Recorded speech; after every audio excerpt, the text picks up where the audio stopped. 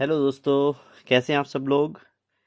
एक बार फिर से मैं आप सब लोगों का स्वागत करता हूं अपने इस कमाल के मैथ्स चैनल पर जिसका नाम है मैथवर्स, यानी कि मैथ्स के इस यूनिवर्स में एक बार फिर से मैं आप सब लोगों का स्वागत करता हूं।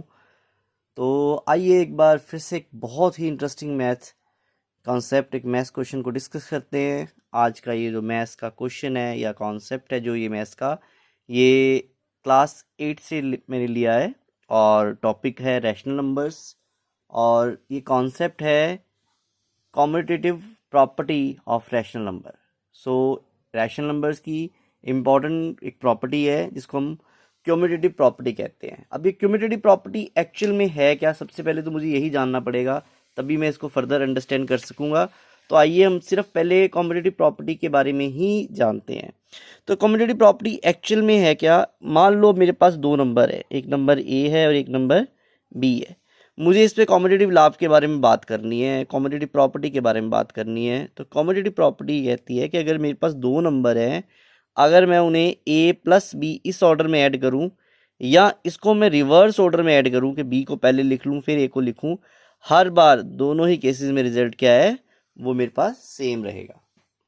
इसी बात को रैशनल नंबर्स के लिए अगर मैं बात लेके चलूं, मैं लेट कर लेता हूं मेरे पास दो रैशनल नंबर हैं। एक रैशनल नंबर है ए अपॉन बी और दूसरा रैशनल नंबर मैं ले लेता हूं सी अपॉन डी। क्योंकि रैशनल नंबर हम ऐसी फॉर्म में लेते हैं ना, पी बाई क्यू की फॉर्म में, तो उसी फॉर्म में मैंने फ्रैक्शन फॉर्म में बेसिकली मैंने यहाँ पर पहला रैशनल नंबर ले लिया ए अपॉन बी, दूसरा ले लिया सी अपॉन डी। अगर रैशनल नंबर में भी कॉम्यूटेटिव लॉ या कॉम्यूटेटिव प्रॉपर्टी सेटिस्फाई हो रही है, तो इसका मतलब होगा कि अगर मैं ए अपॉन बी को ऐड कर लेता हूँ सी अपॉन डी से, यानी फर्स्ट रैशनल नंबर को मैं सेकंड रैशनल नंबर में ऐड करूँ, तो जो रिजल्ट मेरे पास आएगा वो सेम रिजल्ट अगर मैं सी अपॉन डी को ऐड करता हूँ ए अपॉन बी से।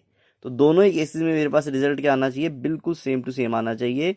तो मैं कहता हूँ कि ये कॉम्पिटिटिव लॉ को सेटिस्फाई करती है।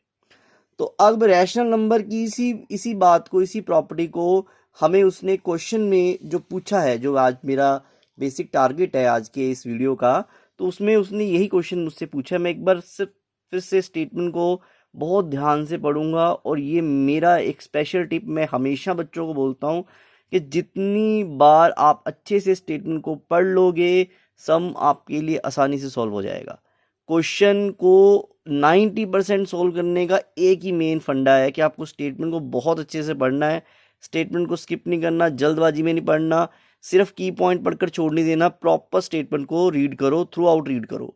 तो यहाँ क्वेश्चन लिखा हुआ है, use rational numbers 4/9 and -7/12 to verify the competitive property for the addition of rational numbers.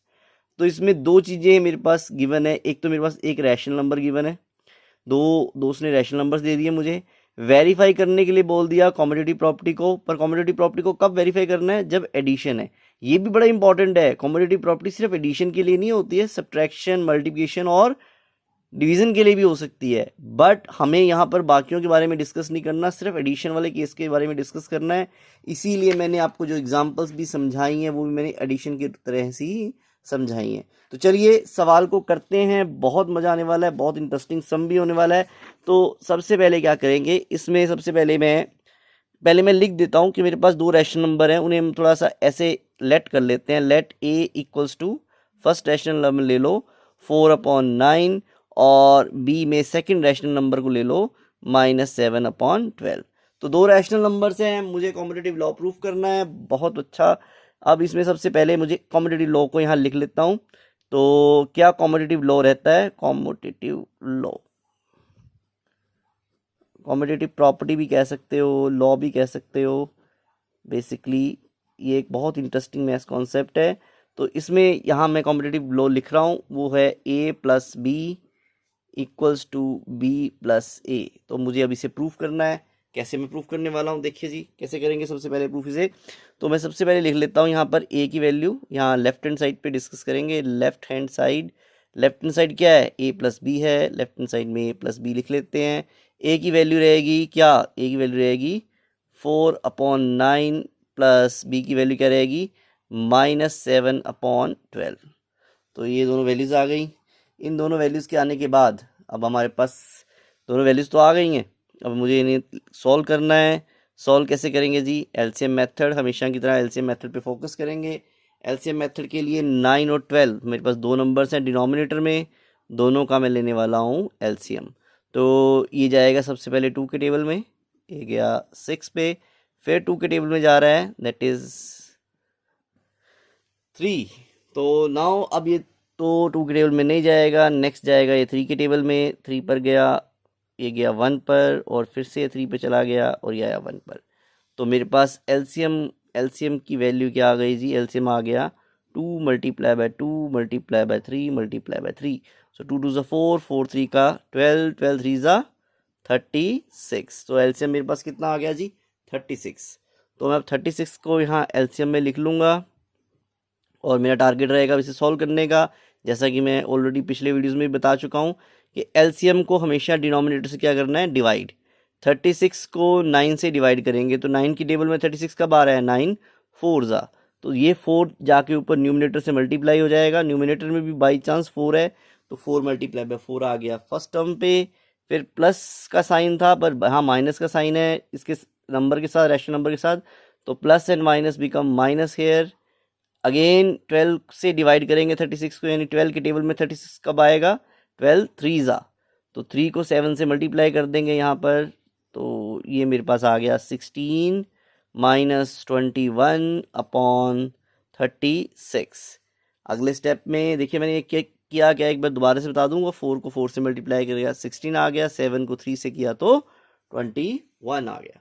अभी मुझे करना पड़ेगा सब्ट्रैक्शन। क्यों करना पड़ेगा? क्योंकि 16 पॉजिटिव है, 21 नेगेटिव है, ऑपोजिट साइंस, तो नंबर्स क्या होंगे? आपस में सब्ट्रैक्ट होंगे। तो 21 में से 16 चले जाते हैं तो 5 बचता है, और दोनों में बड़ा नंबर कौन है? 21 है। 21 के पास साइन नेगेटिव है तो I will carry the negative sign, तो नीचे आ गया डिनोमिनेटर में 16। तो इस तरह से मेरी लेफ्ट हैंड साइड तो पूरी तरीके से सॉल्व हो गई है, और मेरे पास जो वैल्यू आ गई है वो क्या आ गई है? -5/36। पर रुकिए रुकिए रुकिए, सम अभी ख़त्म नहीं हुआ है, सम का दूसरा पार्ट बाकी है, बिकॉज हमें तो वेरीफाई करना है। तो वेरीफाई करने के लिए राइट हैंड साइड को भी सॉल्व करके देखेंगे। चलिए जी, राइट हैंड साइड पे लिख लेते हैं। राइट हैंड साइड पे वैल्यूज़ है मेरे पास। राइट हैंड साइड का पहले तो फॉर्मूला लिखो ना, क्या है राइट हैंड साइड पे? ये है b प्लस ए। तो एक बार फिर से b की वैल्यू यहाँ डाल देंगे जी। b की वैल्यू क्या है? b की वैल्यू है हमारे पास -7/12। और क्या है a की वैल्यू? a की वैल्यू है 4/9। अब एक बार फिर से मुझे सॉल्व करना है, फिर से मुझे दोनों का एडिशन करना है। तो एक बार फिर से मेरे पास कोई और तरीका नहीं है, बेस्ट तरीका है कि मुझे एलसीएम ले लेना चाहिए। 12 और 9 का एलसीएम अभी हम पिछले स्टेप में ही निकाल के आए हैं, जो कि रहता है 36। तो मैं उसी से वहीं से थोड़ी सी हेल्प ले लेता हूँ। 36 यहाँ पर एलसीएम लिख लेता हूँ, दोबारा निकालने की ज़रूरत नहीं है जब हम एक बार एक्सप्लेन कर चुके हैं कि सब में। तो वे एक बार फिर से 12 के टेबल में 36 जा रहा है 3 पर, और उसे मल्टीप्लाई करेंगे -7 के साथ। प्लस का साइन रहेगा बीच में एज इट इज़। 9 के टेबल में 36 गया 4 पर, 4 को फिर से ऊपर न्यूमिनेटर यानी कि 4 से ही मल्टीप्लाई करना है। ये आ गया माइनस का 21, यहाँ आ गया प्लस के 16, और नीचे डिनोमिनेटर में 36 एज इट इज़। अगले स्टेप में एक बार फिर से ऑपोजिट साइन नंबर्स हैं, हमें सब्ट्रैक्ट करना पड़ेगा। 21 में 16 गए 5, और साइन रहेगा बड़े नंबर का, नीचे आ गया 36। बच्चों के मन में ना बहुत बड़ी कन्फ्यूज़न रहती है। कई बच्चों को मैंने सुना है, मैं ऑब्जर्व करता हूँ क्लास में भी, तो वो कहते हैं सर यहाँ तो प्लस का साइन है, आप सब्ट्रैक्ट क्यों कर रहे हो? बेटा सिंपल सी एक ही चीज़ को आपको याद रखना चाहिए, वो ये है कि जब कभी भी दो अपोजिट साइन के नंबर्स हैं ना, बीच में प्लस है या माइनस है, ये ज़्यादा मैटर नहीं कर रहा है। सिर्फ आप देखिए कि दोनों नंबर्स के अपनी इंडिविजुअल साइंस क्या हैं। 16 का साइन पॉजिटिव है, 21 का नेगेटिव है। तो जब दो ऑपोजिट साइन के नंबर्स को सॉल्व करना है ना, तो आपको हमेशा सब्ट्रैक्ट ही करना है। सेम साइन के नंबर हो, दोनों प्लस वाले हों, दोनों माइनस वाले हों, तो वो ऐड हो जाएंगे। तो आई थिंक सो ये तो आपको बिल्कुल समझ में आ रहा होगा मेरी बात, इसको प्लीज़ याद रखिएगा, बहुत इंपॉर्टेंट है। तो यहाँ फाइनली मेरे पास जो राइट हैंड साइड है उसमें भी क्या आ गया? -5/36। भाई लेफ्ट हैंड साइड का आंसर भी -5/36 आ रहा था, राइट हैंड में भी वही आ रहा है, तो ये तो बन गई बात। तो लेफ्ट हैंड साइड इक्वल्स हो गए किसके? राइट हैंड साइड के, और ये हो गया हमारा हेंस वेरीफाइड। तो हमने कॉम्पिटिटिव लॉ क्या कर दिया? वेरीफाई कर दिया जी। तो एक बार फिर से मैं पूरे सम को एक शॉर्टकट में दोबारा से रिवाइज कराता हूँ, आपको बताता हूँ। क्वेश्चन ये पूछ लिया गया था कि एक रैशनल नंबर है हमारे पास दो, एक है 4/9, दूसरा है -7/12। इसके लिए आप वेरीफाई करके दिखाओ commutative property for the addition of rational numbers. तो हमने दोनों रैशनल नंबर्स को नेमिंग कर लिया, पहले को ए दे दिया, दूसरे का नाम बी दे दिया। यहाँ हमने लिख ली कॉम्यूटेटिव प्रॉपर्टी जो कहता है कि a + b इक्वल है b + a के। तो उसी को प्रूफ किया, दोनों नंबर्स को 1 by 1 डाला, पहले लेफ्ट हैंड साइड में सॉल्व किया, पहले हमने लिया एलसीएम, फिर एलसीएम को यूज़ किया और एलसीएम मेथड से लेफ्ट हैंड साइड का आंसर निकाला जो कि आ गया 5/36। उसी तरह से मैंने सेम प्रोसीजर को यूज़ किया, राइट हैंड साइड में भी b + a था वैल्यू मेरे पास, उसमें वैल्यूज़ को सब्सिट्यूट किया, b और a की एलसीएम लिया, एलसीएम मेथड से सॉल्व किया और आंसर यहाँ पर भी मेरे पास आ गया -5/36। तो इस तरह से लेफ्ट हैंड साइड और राइट हैंड साइड बराबर हो गई और मेरा रिजल्ट हो गया वेरीफाइड। तो ये हो गया मेरा कॉम्पिटिटिव लॉ कंप्लीट। तो आशा करता हूँ कि आप लोगों को आज का वीडियो बहुत अच्छा लगा होगा और आपको ये कॉन्सेप्ट भी जो कॉम्पिटिटिव लॉ का है बहुत अच्छे से समझ में आया होगा।